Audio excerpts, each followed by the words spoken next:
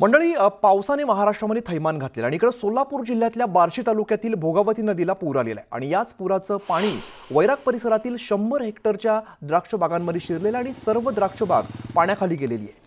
अतिवृष्टीमुळे द्राक्ष बागेत पाणी शिरल्यामुळे शेतकऱ्यांचं मोठ्या प्रमाणात नुकसान झालेलं आहे। या द्राक्ष बागेतून आढावा घेतलाय आमचे प्रतिनिधी विलास बडे यांनी। पाहूयात हा स्पेशल रिपोर्ट। मंडळी नमस्कार, मी विलास बडे, न्यूज 18 लोकमतवर आपण हे सगळं अतिवृष्टीचं पुराचं कव्हरेज बघतोय। मी आता आहे सोलापूर जिल्ह्यातल्या बार्शी तालुक्यातल्या एका गावामध्ये। भोगावती नदीच्या किनाऱ्यावर पूर परिस्थिती निर्माण झाल्यानंतर एका द्राक्ष बागेतलं काय चित्र आहे हे तुम्हाला दाखवतोय। ही द्राक्ष बाग आहे आणि या द्राक्ष बागेमध्ये माझ्या जवळपास कमरे इतकं पाणी आहे। मी पाण्यामध्ये उतरण्याचं एकमेव कारण असं आहे की तुम्हाला अंदाज यावा, मी सुरक्षेची पूर्ण काळजी घेऊन इथं उतरलोय। अंदाज यावा की ही द्राक्ष बाग कमरे इतक्या पाण्याखाली गेली आहे। जेव्हा एखादी द्राक्ष बाग कमरे इतक्या पाण्याखाली जाते तेव्हा त्या द्राक्ष बागेमध्ये काहीच उरत नाही। त्याचं कारण असं आहे की आता या द्राक्ष बागेची जी मूळ झाडं आहेत त्या झाडांच्या मुळांना पूर्णपणे नुकसान झालेलं आहे या पाण्यामुळे। जिथं ड्रिपनं पाणी दिलं जातं, थेंब थेंब पाणी दिलं जातं, तिथं तलावात शेततळ्यामध्ये द्राक्ष बाग लावावी अशा पद्धतीची ही परिस्थिती इथं आहे।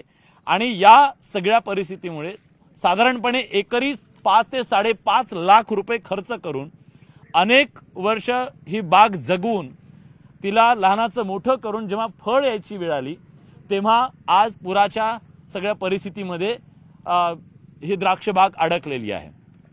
याच शेताच्या दुसऱ्या बाजूला तुरीचं पीक आहे। हे तुरीचं पीक सुद्धा गुडघ्यापेक्षा जास्त पाण्यामध्ये आता अडकलेलं आहे। त्याची उंची बघा आणि तिथे सुद्धा पाण्याची इतकीच खोली आहे आणि त्याच्या पलीकडे नदी आहे। नदीला पूर आलेला आहे आणि या पुरामुळे 100 किलोमीटर असं तुम्ही जर नदीच्या बाजूने गेलात तर या बाजूला अर्धा किलोमीटर आणि या बाजूला अगदी अर्धा किलोमीटर हीच परिस्थिती आहे। सगळी पिकं सोयाबीन, आता विचार करा या द्राक्ष बागेमध्ये कमरे इतक्या पाण्यामध्ये जर ही द्राक्ष बाग गेलेली असेल तर कमरे इतकं झाड सुद्धा नसतं। म्हणजे या एवढ्या पाण्यामध्ये जर सोयाबीनचं पीक असेल तर तुम्हाला ते पीक सुद्धा दिसणार नाही की या पाण्याच्या खाली पीक आहे म्हणून। पण या द्राक्ष बागेमध्ये आता इतकं पाणी असल्यानंतर त्याच्यामुळे काय परिणाम होतो आणि नुकसान कसं होतं हे समजून घेऊया। काय परिस्थिती निर्माण झाली या पावसानं? साहेब, ह्या पावसामुळं अतोनात नुकसान असं झालं की अवकाळी पाऊस म्हणून आता ह्याच्याकडे बघतो आपण। म्हणजे हा साधारण पाऊस नाहीच आहे, जवळ असाधारण पाऊस आहे हा असाधारण। जवळजवळ 5-6 मे पासून पावसाळा सुरू आहे। आज जर विचार केला तर 6 महिने झालं पाऊस पडतोय। म्हणजे वर्षातला निम्मा टाइम काय शिकलो भूगोलामध्ये? आपण भूगोलामध्ये शिकलो 4 महिने पावसाळा, 4 महिने हिवाळा, 4 महिने उन्हाळा। बरोबर। उन्हाळ्यात पावसाला सुरुवात झाली ती थांबायचं नाव घेत नाहीये। पूर्ण पावसाळा सुद्धा पावसामध्येच गेलेला आहे आणि जमिनीला जे आवश्यक आहे सगळे ऋतू, आता 2च ऋतू आपल्याकडे राहिले। हो, उन्हाळा पण मिळतच नाही। आता मे पासून पाऊस सुरू झालाय, तो आणखीन दिवाळीपर्यंत पाऊस चालेल आणि हिवाळ्यातही पाऊस पडतोय। हिवाळ्यातही पाऊस पडतोय तेव्हा बर्फवृष्टी होती। म्हणजे शेतकऱ्याला कुठल्याच बाजूने सुख नाही आता, ही परिस्थिती निर्माण झाली। त्याचं कारण असं झालं आता की शेतकऱ्याला माहिती नाही की ही एवढी मोठी परिस्थिती येऊ शकते म्हणून। पण हे अचानक आलेलं संकट आहे आणि ह्या द्राक्ष बागेमध्ये जवळजवळ कमरेपर्यंत पाणी आहे आणि शेतकरी पहिल्यापासून सगळं धोका पत्करणारा फक्त शेतकरी। किती नुकसान झालंय या सगळ्या याच्यामध्ये? ह्या 2 एकराच्या प्लॉटमध्ये साधारणतः वार्षिक खर्च काढला तर 10 लाखापर्यंत खर्च आहे, करणारा खर्च। आता ऑक्टोबरमध्ये फळाची छाटणी फळाची आहे आणि फळाच्या छाटणीमध्ये आता ऑक्टोबरमध्ये बाग छाटायची आहे। तर आता जर मुळे ह्याच्या एवढं जर कमरे एवढं पाणी राहिलं असेल तर ती मुळी पूर्ण गार पडली, त्याच्यामुळे उद्या जरी बाग छाटली तरी माल पडणार नाही हे शुअर आहे। आता माल पडेल याची गॅरंटी, पूर्ण झाडच जाम होणार आहे, मुळ्या कुजणार आहेत आणि माल पडणार तर नाही हा वेगळा भाग आहे। आणि जमीन वाहून गेली, तो भाग वेगळा वाहून गेली, हा भाग वेगळाच आहे। बरं, मग सरकारच्या मदतीमध्ये शेतकऱ्याचं नुकसान भरून निघेल का? कसं निघणार साहेब? अगोदर एक तर कालच्या ह्याच्यामध्ये आमचा सुरडी मंडल बार्शी तालुक्यामध्ये हे वगळलंय। पाऊस नाही म्हणे आणि नद्या तर तुडूंब भरून गेल्या 8 दिवसापासून वाहतात आणि परवा दिवशी शासन निर्णयामध्ये सुरडी मंडल आमचं वगळलंय. पाऊस नाही म्हणे. इथून 5 किलोमीटरवर सुरडी गाव आहे आणि एवढा मोठा पाऊस होतोय. बरोबर. ही प्रशासकीय आता या सगळ्याचं पंचनामा करायला तरी कोणी आलं नाही? कोणीच नाही.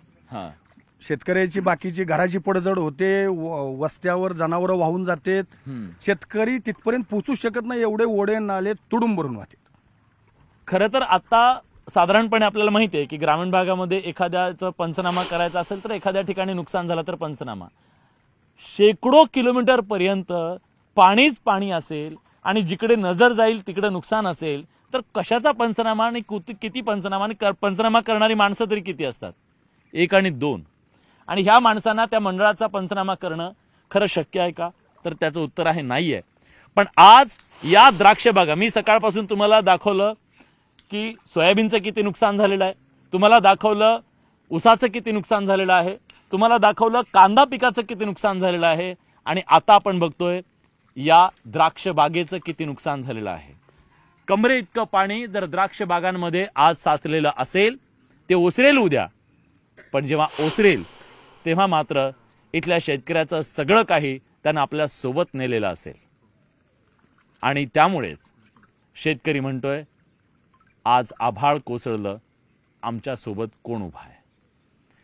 व्हिडिओ जर्नलिस्ट रमेश भटसह विलास बडे, न्यूज 18 लोकमत, बार्शी, सोलापूर.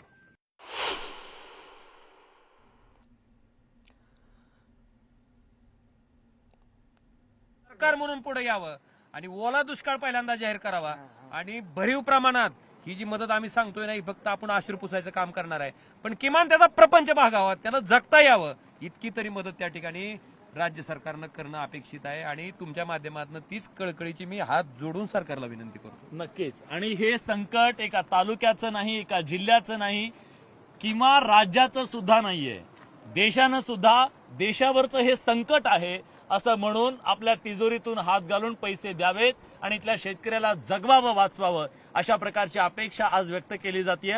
आणि हे जे रौद्र रूप आहे, हे जे पाणी वाहतंय ते केवळ पुराचं पाणी नाहीये, या पाण्यामध्ये इथल्या लाखो शेतकऱ्यांचे स्वप्न वाहून गेलेली आहे.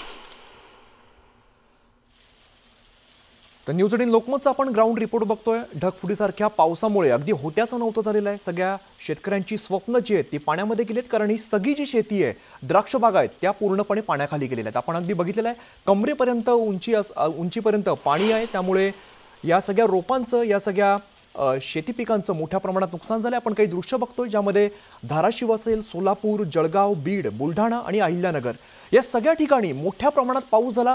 ढगफुटीचं दृश्य पाऊस झाला आणि या सगळ्या पावसामुळे पाण्याचा प्रवाह जो आहे तो सगळा आजूबाजूच्या शेतीमध्ये पसरला आणि या सगळ्या पाण्यामुळे होत्याचं नव्हतं झालं. शेतकऱ्यांची जी स्वप्न होती ती पाण्यामध्ये गेली, कारण जी हातातोंडाशी आलेली काही पिकं होती किंवा अगदी द्राक्ष बागा होत्या याचं सुद्धा प्रचंड नुकसान झालंय.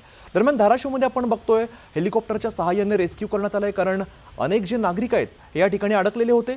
इकडे सोलापुरात सुद्धा काहीशी तशीच परिस्थिती आहे, कारण सोलापूरमध्ये मोठ्या प्रमाणात या शेतीमध्ये पाणी शिरलेलं आहे, त्यामुळे शेतकऱ्याचं नुकसान झालेलं आहे. इकडे जळगावमध्ये आपण बघतोय अनेक रहिवासी भाग असतील किंवा आजूबाजूची शेती असेल, नदीचं जे पाणी आहे तो सगळा प्रवाह जो आहे तो अगदी आजूबाजूच्या गावांमध्ये शिरला, आजूबाजूच्या शेतीमध्ये शिरला. तर इकडे बीडमध्ये आपण बघतोय शेतकरी जे काही शिल्लक राहिलंय ते वाचवण्याचा प्रयत्न करतायत, मात्र परिस्थिती इतकी हाताबाहेर गेली आहे की यावेळेला होत्याचं नव्हतं झालेलं आहे, प्रचंड नुकसान झालेलं आहे.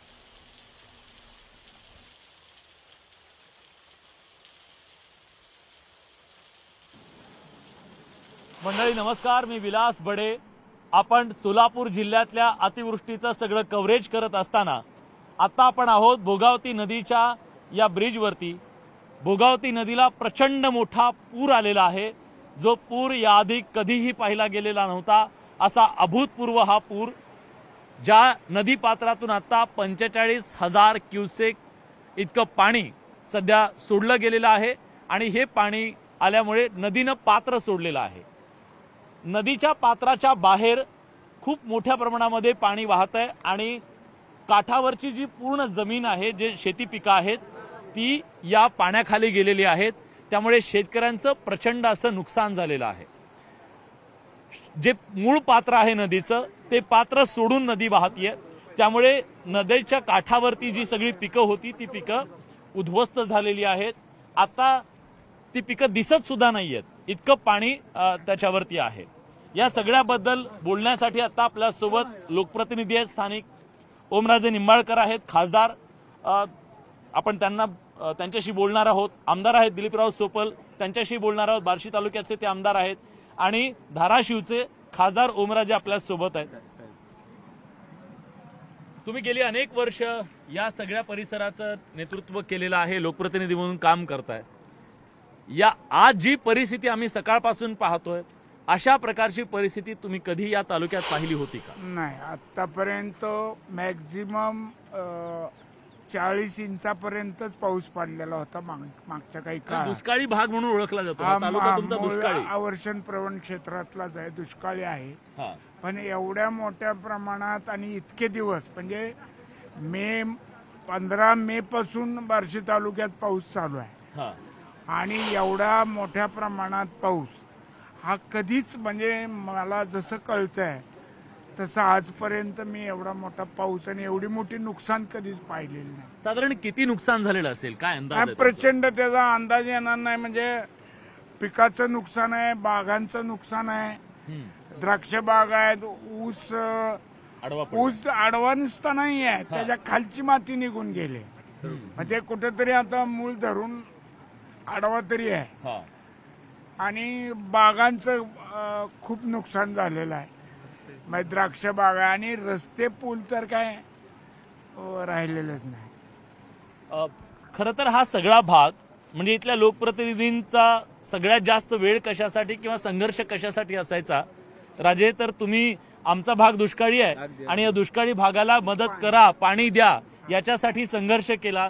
पण कदाचित तुमच्या आतापर्यंतच्या राजकीय कारकिर्दीत पहिल्यांदा असं झालं असेल की ओला दुष्काळ जाहीर करा म्हणून तुम्हाला मागणी करावी लागते. काय परिस्थिती आहे? निश्चितपणे आपण जे सांगताय ती वस्तुस्थिती आहे. आणि मी सगळ्यात पहिल्यांदा IBN लोकमत आणि विशेषतः बडेजी तुमचं मी मनापासून अभिनंदन करतो. कारण शेतकऱ्याच्या प्रत्येक प्रश्नावर IBN लोकमत असेल आणि तुम्ही असाल कायम स्वरूपी त्या ठिकाणी शेतकऱ्याचा आवाज बनून तुम्ही सरकारच्या कानापर्यंत पोहोचायचं काम केलंय, त्याच्याबद्दल तुमचा पहिल्यांदा आभार. आमचं कर्तव्य. आणि आज तुम्ही आता बघताय सकाळपासून फिरताय, मी बघितलं तुम्ही द्राक्षाच्या बागेत गेलात की अक्षरशः मांडी इतकं पाणी त्या द्राक्षाच्या बागेत आहे. काय मिळणार आहे शेतकऱ्याला?